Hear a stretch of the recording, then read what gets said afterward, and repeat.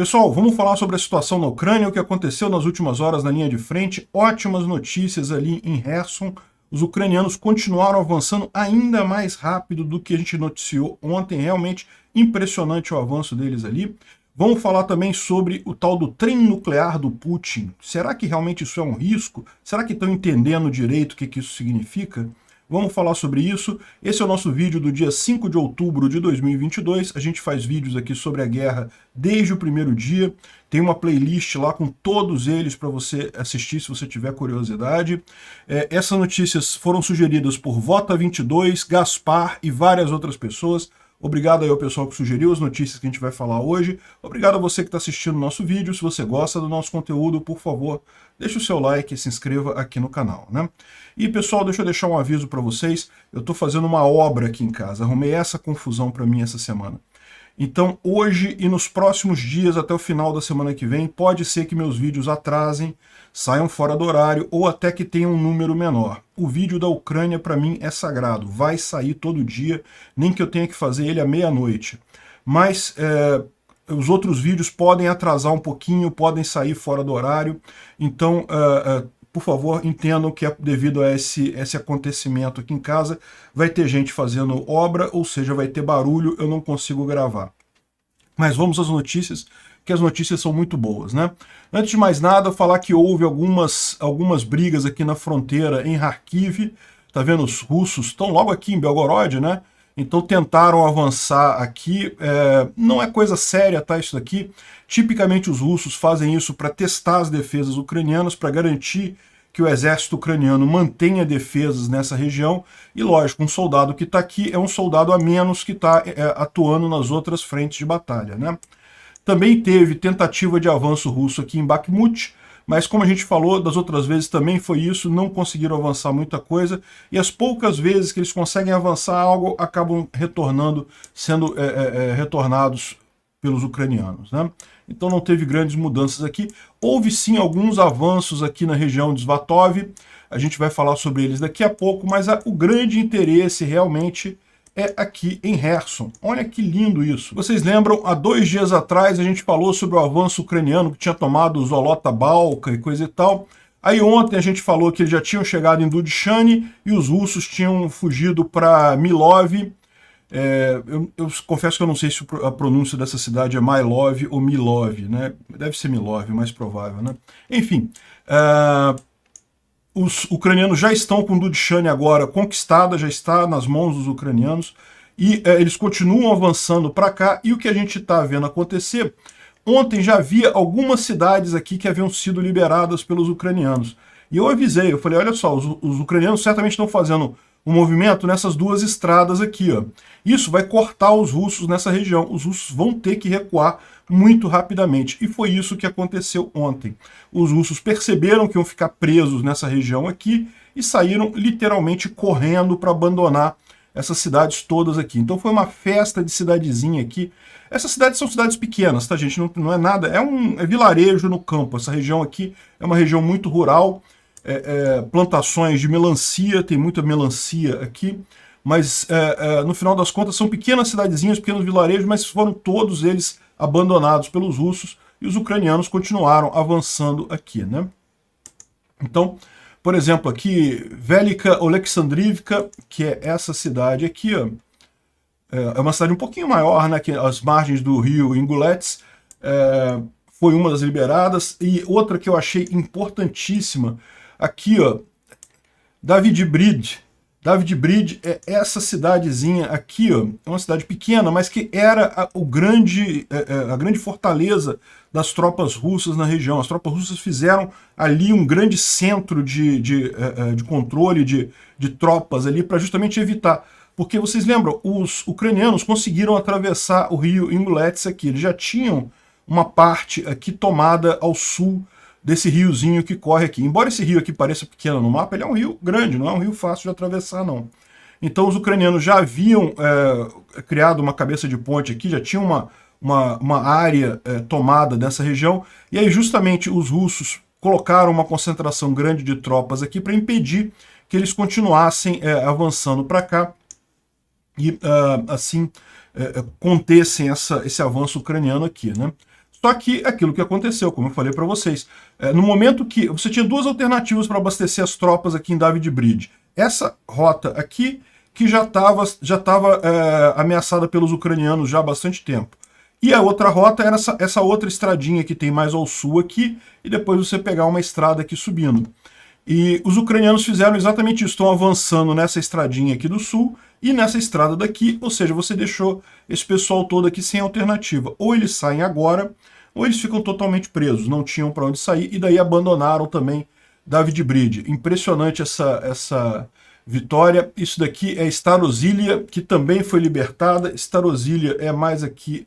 Starozília é aqui ó, no Kherson, ou seja, eles foram avançando aqui de Arkhangel, foram liberando Velika Oleksandrivka e várias outras cidades aqui já estão aqui avançando, e os russos retrocederam toda essa área aqui.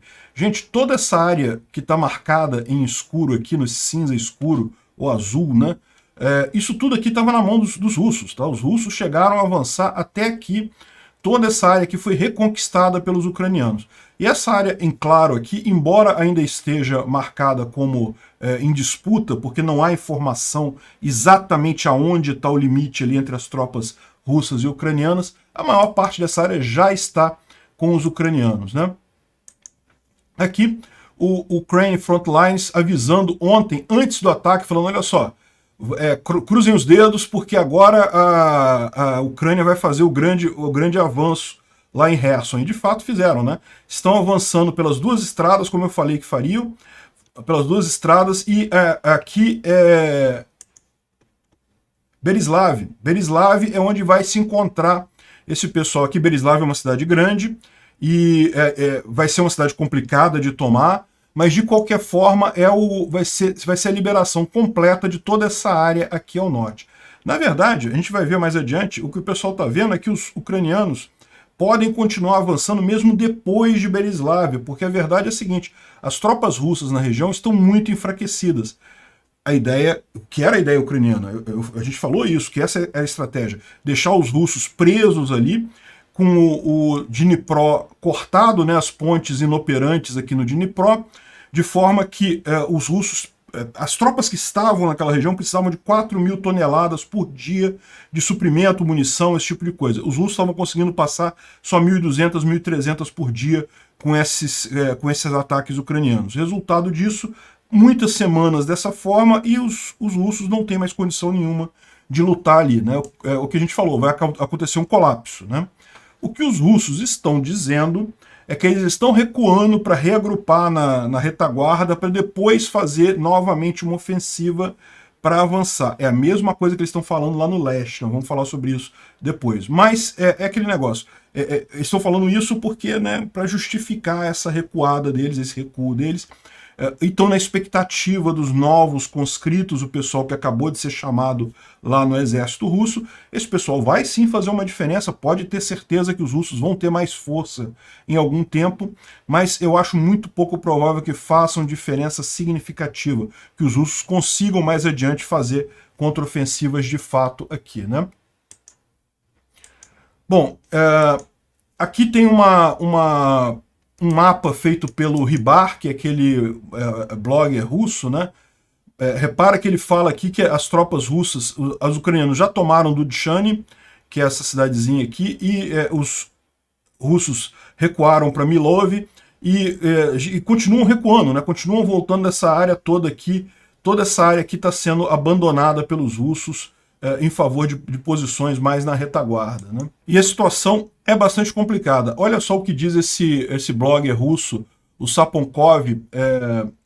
Amigos, eu sei que vocês esperavam que eu comentasse a situação lá em Kherson, né? Porém, a realidade é que eu não sei o que dizer para vocês. O recuo do norte da região, da margem direita da região de Kherson é uma catástrofe. Visokopilya, Lubimivka, Bolshaya, Alexandrivka, David Bridge, todos esses lugares foram abundantemente pagos com o sangue dos nossos soldados. Ou seja, estou dizendo que custou para conquistar aquelas cidades que eles estavam em poder, né? E no final das contas tiveram que sair, simplesmente não tinham como se defender ali, não tinham como manter o que eles conquistaram. Eu apenas gostaria de dizer algumas palavras de suporte para os nossos garotos.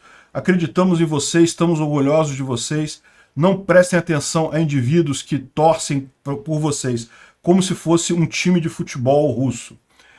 Ou seja, o que ele está dizendo é que, no final das contas, realmente não tinha o que fazer lá na região, tinha o que recuar. Foi o que a gente explicou ontem, né? Ontem a gente mostrou lá o outro comentarista russo falando sobre os 3 grandes problemas que os russos tinham ali. As tropas deles estavam ali há muito tempo sem rotação, então o pessoal já estava cansado, não tinha substituição. O pessoal ucraniano teve rotação, teve troca do pessoal.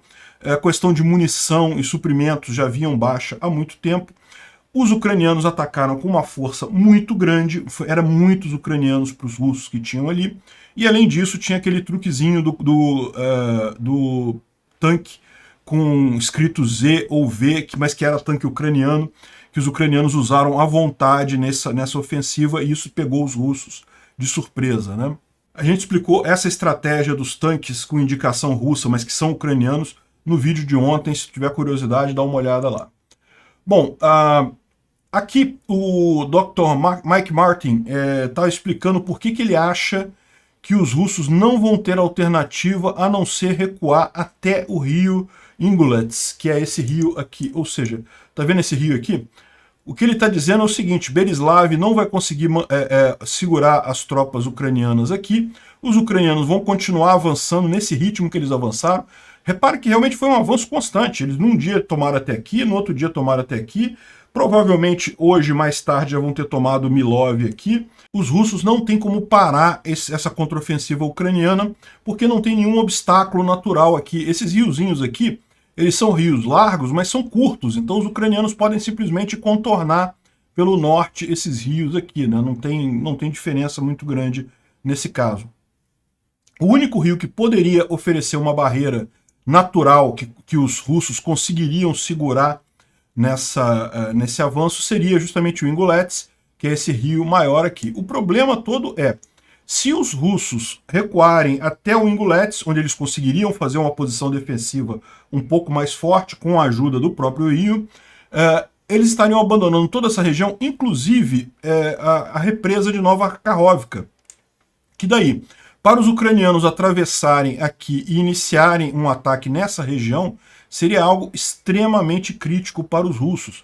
Lembra, essa região aqui, Nova Kakhovka, essas cidadezinhas todas aqui, para os russos hoje em dia, isso aqui é retaguarda da retaguarda. Está lá atrás, então não tem muita defesa, porque não esperava tropas ucranianas ali naquela região, né? E como eles estão avançando muito rápido, vai chegar aqui antes deles poderem defender. Então se torna relativamente rápido, relativamente fácil os ucranianos atravessarem aqui pela represa e tomarem essa região. E os russos não podem explodir a represa por vários motivos, né? Primeiro, porque isso é crime de guerra.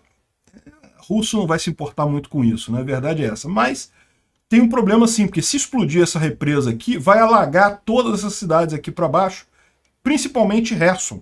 Ou seja, onde está a maior parte da resistência russa nessa região. Provavelmente é exatamente por isso que os ucranianos estão fazendo questão de primeiro tomar Nova Kakhovka antes de tomar Kherson. Por quê? Porque se eles tomassem Kherson primeiro, os russos teriam a opção de destruir a represa em Nova Kakhovka, né?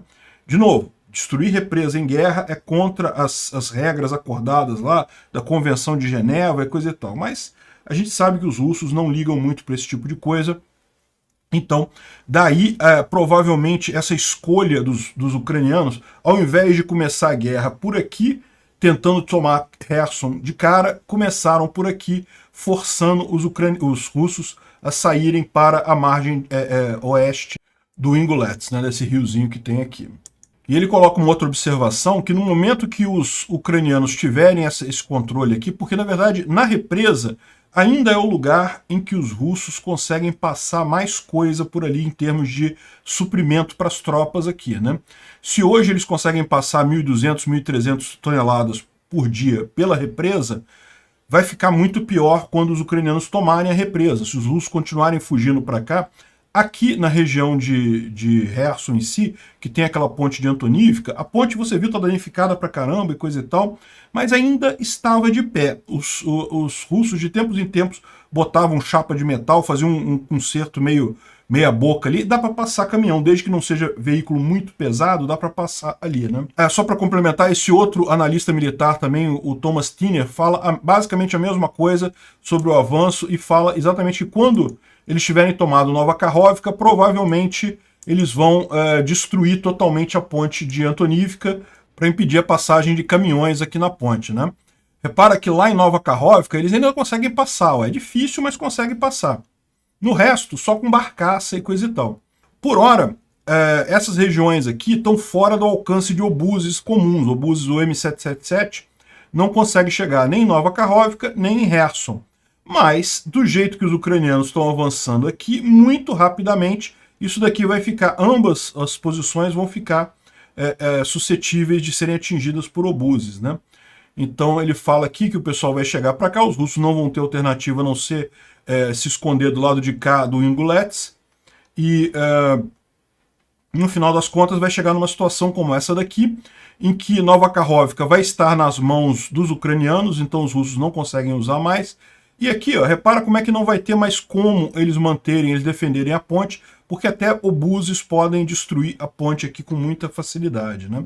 E aí ficar nessa região aqui, sem combustível, sem alimentação, sem suprimentos, sem munição, não vai durar muito tempo também, né? Agora, essa coisa toda pode ser mais rápida do que a gente está pensando. Segundo o FUAT, segundo esse blog militar russo aqui, a ponte de Antonivka ontem acabou de ser totalmente destruída. Porque, veja, uma coisa importante de notar é o seguinte, isso aqui que a gente está vendo é o retrato de alguns dias atrás, porque essas informações não são automáticas, elas levam tempo até chegar a gente, né? E ontem a visão ainda era de pânico nas tropas russas. É possível que os ucranianos já tenham conseguido o objetivo deles, ou já estejam tão próximos de conseguir o objetivo de empurrar os russos para cá, que já tenham destruído totalmente a ponte de Antonivka? É possível, ela já tinha sido bastante atacada e talvez eles tenham feito aqui o golpe final lá, né? E outra informação que a gente tem aqui, mas essa informação aqui a gente tem que ver com muito cuidado, porque nenhuma dessas duas fontes aqui é muito confiável. Eu não tenho histórico de ter boas informações do Fertilize Finder. Snihurivka já tá sendo invadida pelos ucranianos. Os russos estão abandonando Snihurivka. Qual que é a importância disso? Snihurivka é uma cidade grande, que é essa cidadezinha aqui, que está bem no limite das tropas russas aqui para o norte, né? E os russos estão recuando aqui muito rapidamente para esse lado de cá do Ingulets, do rio Ingulets, que seria a parte mais defensável deles. Eles têm boas defesas nessa linha aqui em frente aos ucranianos, e do lado de cá estariam protegidos pelo rio. E a questão toda essa cidade aqui passa a ser uma cidade extremamente estratégica para os russos, né? Porque justamente eles precisam proteger, precisam ter essa ponte aqui para manter a P-81, essa estrada aqui, que justamente vai defender o rio, vai impedir que os ucranianos continuem avançando em áreas quaisquer aqui desse rio nesse momento, né? Então, se realmente for verdade isso, dos russos já estarem saindo de Snihurivka, isso muito provavelmente significa que eles vão abandonar totalmente o lado direito do Dnipro. Porque eles abandonando Snihurivka, né, certamente essa defesa toda que fica aqui fica impossibilitada, fica sem capacidade de se manter. Vão ter que recuar aqui. Pode ser que eles mantenham só uma pequena área aqui em torno de Kherson, a terceira linha de defesa aqui em torno de Kherson. Só que manter só a cidade de Kherson acaba ficando algo impraticável para eles nessa região aqui da margem direita do Dnipro, né? Vamos ver o que vai acontecer nos próximos dias aí. Eu acho que isso daqui é um pouco de exagero, esse negócio de terem tomado já Snihurivka, dos russos terem abandonado Snihurivka, mas pode ser, né? Pode ser que realmente os ucranianos estejam avançando num ritmo tão grande e a gente está recebendo informação com algum delay e que já esteja nesse nível dos russos estarem abandonando totalmente a margem direita do Dnipro. O que ele está falando aqui é justamente isso aqui. A ideia seria fazer uma defesa, um anel de defesa em torno da cidade de Kherson, abandonando toda essa região aqui e focando só em manter a cidade de Kherson em si, né? Vamos ver como é que isso daí Uma outra informação que o Fuat traz aqui, mas ele não traz a fonte, então isso me deixa um pouco inseguro sobre o número, mas segundo ele está dizendo aqui, 125 mil soldados ucranianos estão envolvidos na contraofensiva em Kherson. Esse número faz sentido, tá? Como eu falei para vocês, os russos têm cerca de 25 mil, entre 20 mil e 25 mil soldados aqui. E a gente sabe que a defesa é mais fácil que o ataque. Quem ataca tem que ter superioridade numérica. É muito difícil você avançar com o mesmo número de tropas de quem está defendendo. Então, ou seja, para os ucranianos estarem andando e andando tão rápido, significa que eles têm sim uma superioridade muito grande numérica sobre os russos. Apesar dos russos estarem sem munição, com pouca capacidade, com pouco mantimento, enfim, estarem com muitos problemas naquela região, ainda são muitas tropas. E lembra, são as tropas mais fortes da Rússia que estão ali naquela região. O que está acontecendo, para eles estarem andando tão rápido assim, provavelmente eles estão com uma força numericamente muito grande. Ah, mas onde é que os ucranianos tiraram 125 mil soldados e coisa e tal? A gente falou para vocês, começaram o treinamento lá no dia 24 de fevereiro, já começaram a fazer a mobilização do pessoal para a defesa, tem feito essa mobilização com muita frequência, a estimativa é que ele já tem 1 milhão de soldados prontos para serem colocados na frente de batalha, muitos já foram usados, provavelmente esses 125 mil já vêm dessa tropa que foi mobilizada lá atrás. Agora repara a diferença.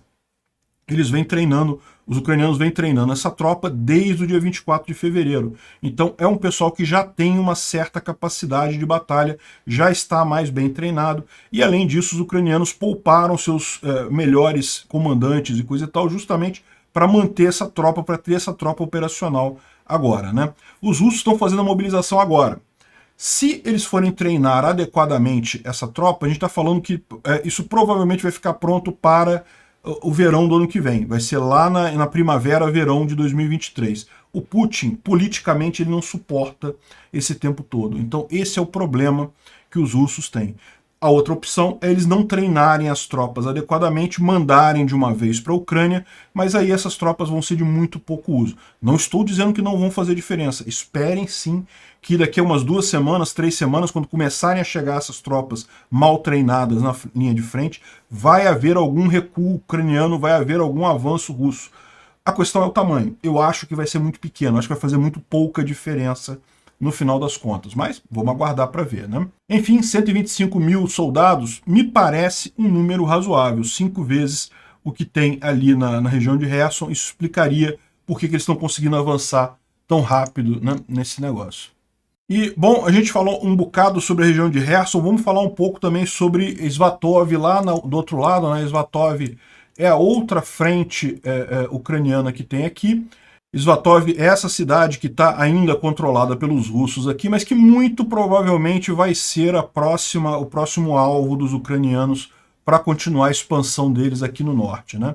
Embora não tenha, você pode ver que não tem nenhuma grande mudança no mapa de ontem para hoje, né? Basicamente o que a gente tinha aqui dos ucranianos tomarem Borova e outras cidades aqui a gente já falou. Teve essa pequena cidade de Terni, ali em Donetsk, que foi tomada ontem, aqui ó, Terni.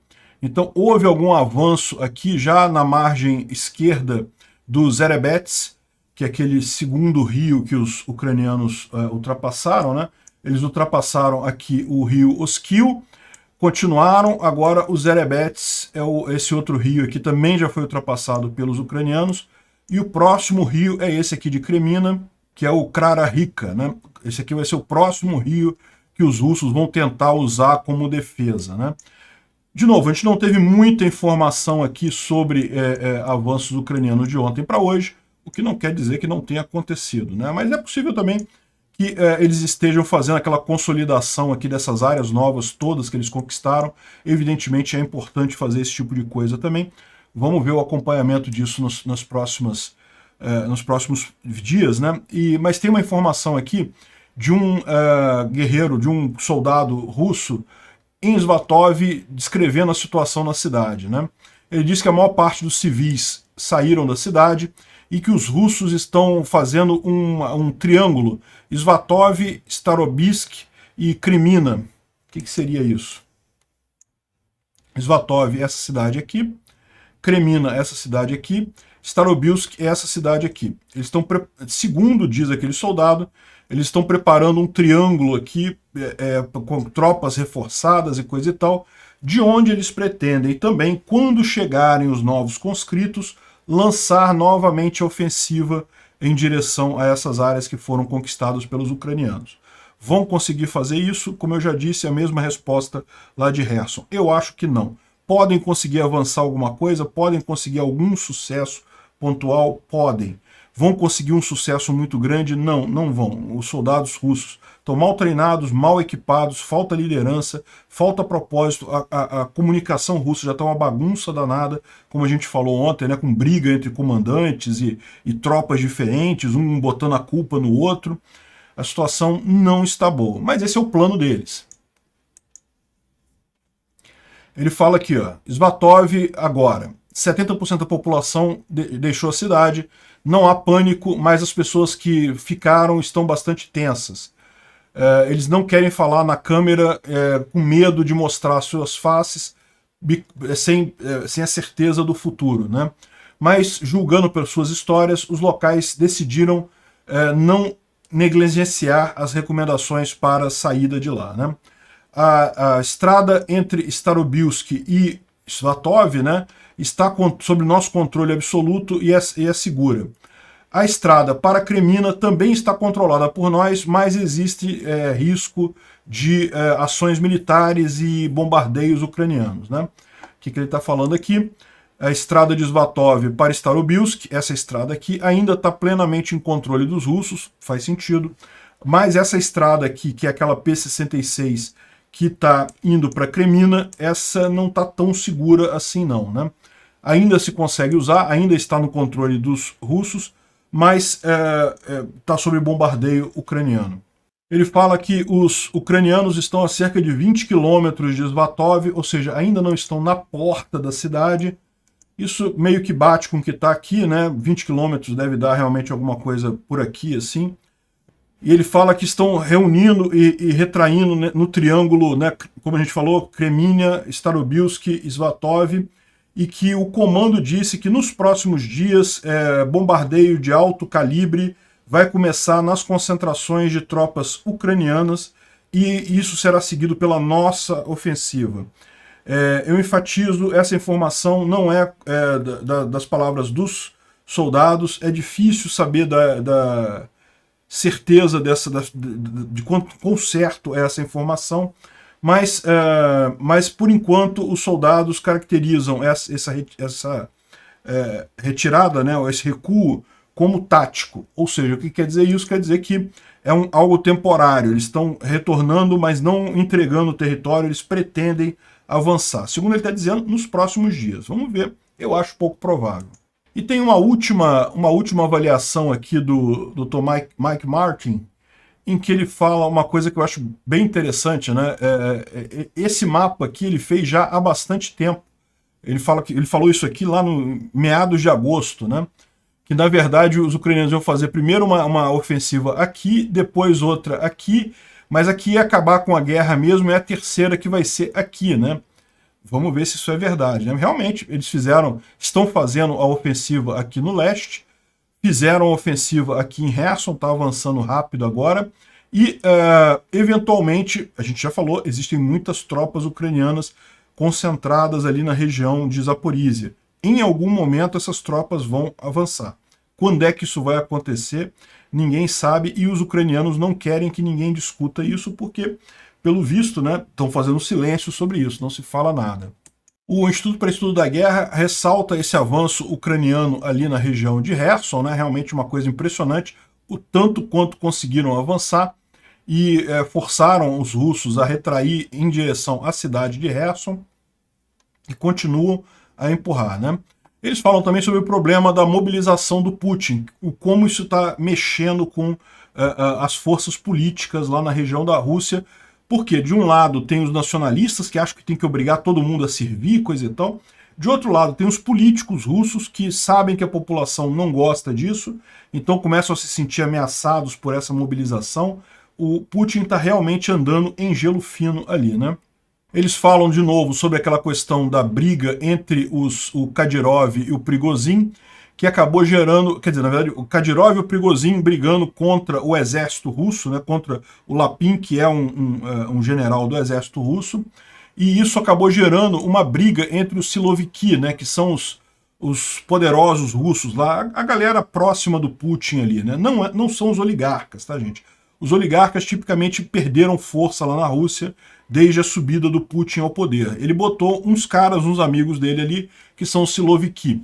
Está tendo essa briga entre os Siloviki e os bloggers militares, com os bloggers militares defendendo o Lapin, o general russo.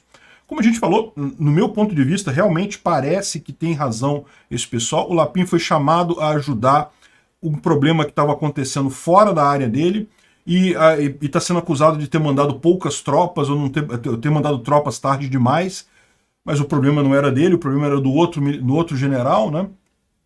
Enfim, e o Kadyrov e o Prigozhin estão nesse grupo do Siloviki, né? Os Siloviki, que são amigos próximos do Putin. É o que eu falei para vocês, o grande erro do Putin, ele tratou o comando militar dessa guerra como uma questão política, ele quis agradar os amigos. E agora ele tem um monte de comandos que um não falam com o outro, um está acusando o outro.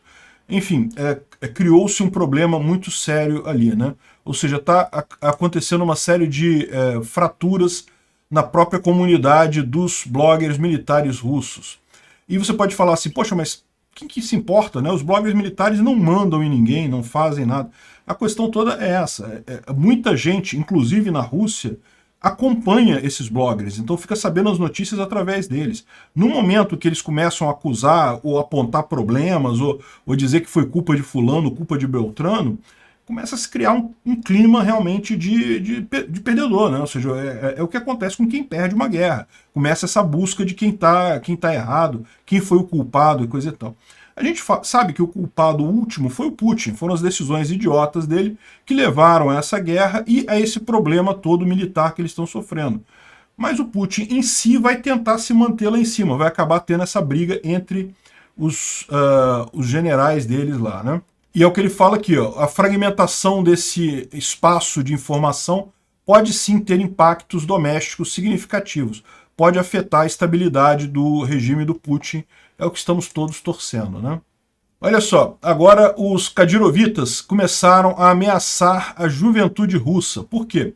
Dizendo que os russos estão fugindo do país, não querem lutar na guerra e coisa e tal, e os chechenos deram um exemplo, os chechenos foram lá, apesar de que os chechenos, na verdade, não estavam na frente de batalha propriamente dita, né?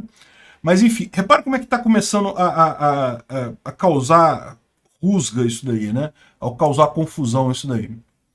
Bom, vamos chegar num caso aqui que foi muito falado ontem e que é importante esclarecer esses pontos aqui, né? O The Times começou com essa manchete aqui que o Putin ordenou um trem militar nuclear para ir para a Ucrânia. Então esse trem teria ido para a Ucrânia, tá aqui a imagem do trem, tá vendo esse trem aqui? Seria o trem nuclear que está se dirigindo em direção à Ucrânia e que esse trem poderia levar bombas nucleares e coisa e tal. Só que o pessoal vem esclarecer isso daqui que não, isso não quer dizer nada. Primeiro que o tal trem nuclear, ou essa ideia de um trem nuclear, não é algo que faça muito sentido. Essa unidade a quem pertence esse trem, de fato, é uma unidade que faz a parte logística nuclear russa. Os russos têm um grupo especial lá de nuclear para o exército deles, e essa unidade é que faz a parte logística desse grupo. Pode estar transportando armas nucleares? Em tese pode, mas não faz sentido fazer isso do jeito que estão fazendo. Não começaria com um trem indo para a fronteira carregando armas nucleares. Não seria essa a ordem correta das coisas. O mais provável é o quê? O Putin fez esse troço, plantou essa notícia exatamente para dar esse clima de suspense. É o que restou ao Putin agora, é isso. Ele quer convencer o mundo que ele vai usar armas nucleares sem, de fato, usar armas nucleares. Para que o Ocidente fique com medo e ceda às tentativas dele de controlar a Ucrânia, né? Segundo o pessoal está dizendo aqui, os oficiais americanos disseram que não detectaram nenhuma preparação operacional para uso nuclear. Ou seja, É lógico que os Estados Unidos têm um monte de olhos vendo esse grupamento nuclear russo, essas tropas que preparam armas nucleares. Então, eles sabem que não tá, na prática não tem nada acontecendo, não tem nenhuma preparação para o uso de armas nucleares, né? Então, ou seja, mais uma vez, o que esse trem está fazendo ali? Por que esse trem saiu e foi lá? O mais provável é isso, é o Putin querendo criar a sensação de medo, querendo criar essa ameaça, porque no final das contas é o que restou a ele, é o desespero. Ele sabe que a guerra está perdida, né? Tem um artigo aqui no Atlantic também, o Elliot Cohen, que fala sobre esse blefe nuclear russo, que é justamente um sinal de pânico, né? Ele não tem outra alternativa, por isso que ele está cada vez mais perto de falar esse tipo de coisa, porque não restou outra alternativa para ele. O argumento que ele faz aqui é muito similar ao meu, né? Aquilo que eu falei, o Putin só está usando isso por desespero, falando justamente que está perdendo a guerra. É lógico, né? Você deve levar a sério qualquer ameaça de arma nuclear, não dá para não levar a sério isso. Possibilidade existe, não tem como dizer que não existe nenhuma possibilidade, mas é muito pouco provável. O mais provável é que justamente ele esteja fazendo isso no intuito de mover figuras que fiquem com medo desse negócio. E de fato ele tem conseguido. O Papa já falou que é contra isso, Elon Musk falou que não, tem que preocupar com o evento nuclear e coisa e tal. Tem um monte de gente num monte de lugar. Aqui, ó, o Pope Francis e coisa e tal. Um monte de gente começa a ficar, não, peraí, vamos parar essa guerra, porque tem ameaça nuclear. Deixa a Rússia sair de lá com os territórios, quem se importa, né? Deixa pra lá. Isso as pessoas com medo podem fazer esse tipo de coisa. Só que o que acontece na prática ele pode ameaçar isso quanto ele quiser.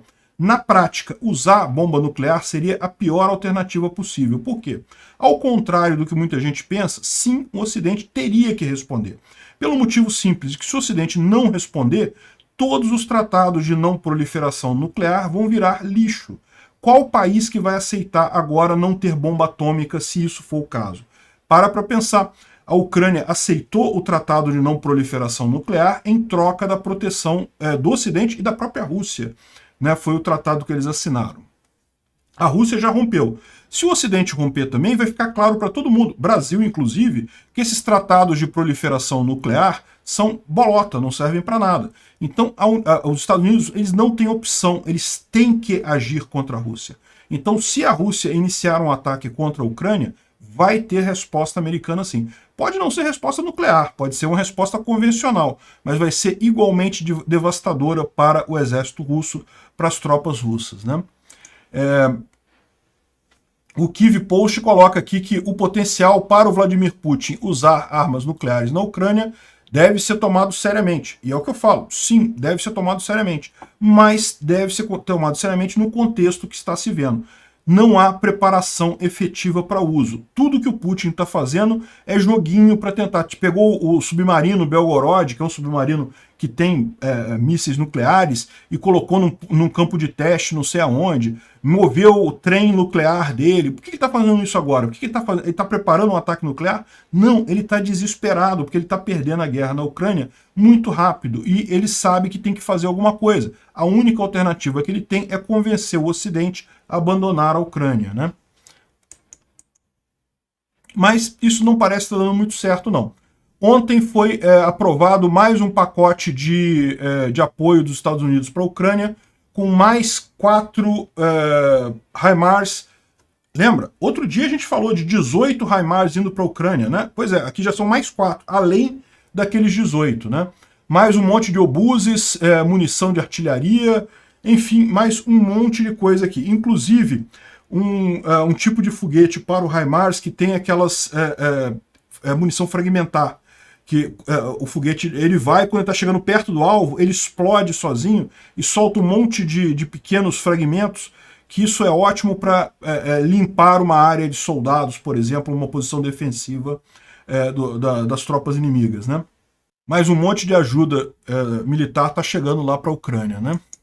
Bom, também a Inglaterra começou agora a fazer o treinamento de oficiais, de comandantes das tropas ucranianas, né? Ele já vem treinando gente para o exército ucraniano. Isso é uma coisa muito importante, porque a gente falou, né? Isso é uma das dificuldades da Rússia, por exemplo. Para treinar gente, você precisa tirar gente da frente de batalha. A Rússia só tem essa opção.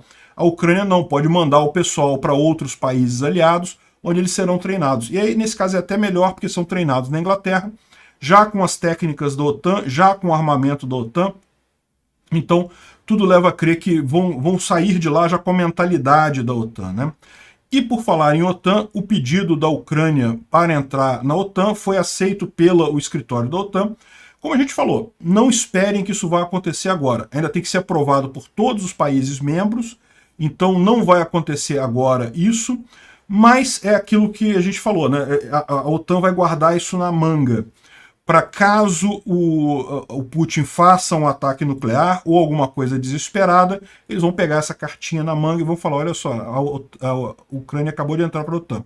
Nesse momento, qualquer ataque à Ucrânia viola o artigo 5º da OTAN e vão todos os países responder contra a Rússia, né? Bom, isso aqui é uma curiosidade, apareceu no céu de Belgorod essa coisa aqui, ninguém sabe exatamente o que é isso. Alguns estão dizendo que é um laser para destruir satélite, coisa do gênero. Outros estão dizendo que não é, porque o laser para destruir satélite é invisível, você não enxerga ele. Enfim, você precisa de um óculos especial, aí você consegue ver, tá vendo? Esse aqui é uma visão com óculos especial para conseguir enxergar o laser. Ninguém sabe o que é isso daqui. Se alguém souber, quiser deixar no comentário. Outra notícia legal, ontem os familiares dos prisioneiros de guerra lá de Azovstal, dos comandantes, né? Lembra como é que foi? Teve aquela troca de prisioneiros que incluiu os prisioneiros e os comandantes de Azovstal, isso foi alguns dias atrás, uma semana atrás mais ou menos. Fiquei muito feliz com isso, porque eu temia que os comandantes não sairiam vivos disso e acabar sendo presos ou mortos lá na Rússia. As tropas até poderiam ser trocadas, mas os comandantes seria difícil. Mas no final a Ucrânia conseguiu esse acordo.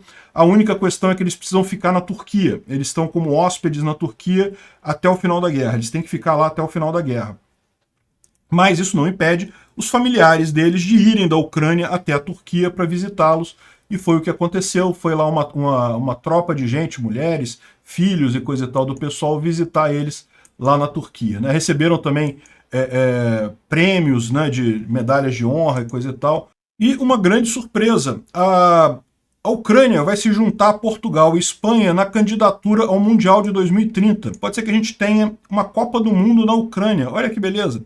Veja, não é que ela vai concorrer com Espanha e Portugal, não. Na Espanha e Portugal estavam fazendo uma candidatura conjunta para a Copa de 2030. E agora a Ucrânia vai se juntar, ou seja, se esse pessoal ganhar, eu acho que eles têm muita chance, principalmente agora tem muita chance de ganhar esse tipo de coisa. Provavelmente vamos ter uma Copa do Mundo, inclusive com jogos na Ucrânia. Olha que beleza, né? E a justificativa é justamente que até 2030 essa guerra já deve ter acabado, e daí é importante ter uma ajuda para a reconstrução da Ucrânia, né? Fazer estádios, dar uma visão diferente, deixar de ser visto como um país em guerra para passar a ser um país como qualquer outro, né? E trazer turistas, esse tipo de coisa. Então é uma coisa interessante. 2030 é longe o suficiente para isso. Eu acho que essa guerra não passa de mais 3, 4 meses ano que vem. Vamos torcer para isso. Lógico, certeza ninguém tem, mas vamos torcer para isso. 2030 vai estar logo ali, né? Então, e para Portugal e Espanha também, praticamente garante que eles vão ganhar esse negócio, porque é lógico que a FIFA vai querer fazer isso. Vai dar uma mensagem muito positiva para a FIFA, né? Então, ainda é uma candidatura, tá? Ainda não está certa essa Copa do Mundo de 2030 em Portugal, Espanha e Ucrânia, mas é um passo importante aqui, né? Parabéns aí aos espanhóis e portugueses pela decisão, certamente é uma coisa boa. E veja, é até uma candidatura que não leva risco, porque a FIFA pode entender que, se tiver ainda guerra, se tiver ainda inseguro na Ucrânia em 2030, beleza, aí você faz a maior parte dos jogos em Portugal e Espanha e deixa na Ucrânia talvez um jogo ou outro, uma cerimônia só, alguma coisa assim, né? Se ainda houver. Isso daí eu não acredito que exista, né? 2030 ainda está longe para isso. Dá tempo de encerrar isso, construir os estádios e muito mais. Obrigado por assistir o vídeo até o final. Além de curtir, compartilhar e se inscrever no canal, considere se tornar patrocinador com valores a partir de R$ 1,99. Clique no botão Seja Membro abaixo para saber as condições e vantagens de patrocinar o canal. Mais informações sobre o nosso projeto, visite nossos sites indicados na tela.